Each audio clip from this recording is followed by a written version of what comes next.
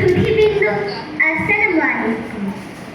আমি ফাতিহা ফারিজা আবৃত্তি করছি কবি কাজী নজরুল ইসলাম রচিত কবিতা লিখিত।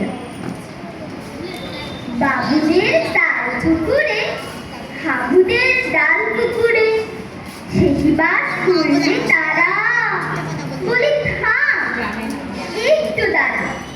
পুকুরের ওই গাছে না লিচুর এক গাছ আছে না, ওঠানা বড় গাছটা নিয়ে গাছে গিয়ে যেই চড়েছি, ছোট এক ডাল ধরেছি।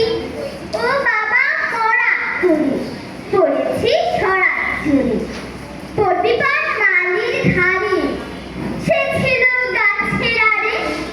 বেটা ভাই বড় নচ্ছা, ধুমাধুম গোটা দুধ চা দিলে খুব কিনল খুশি, একদম জোরছে খুশি। আমিও বাগিয়ে থাপুন, হাওয়া জাগিয়ে কাপুন, লাফিয়ে দিল দেয়াল, দেখিয়ে ভিতরে খেয়াল।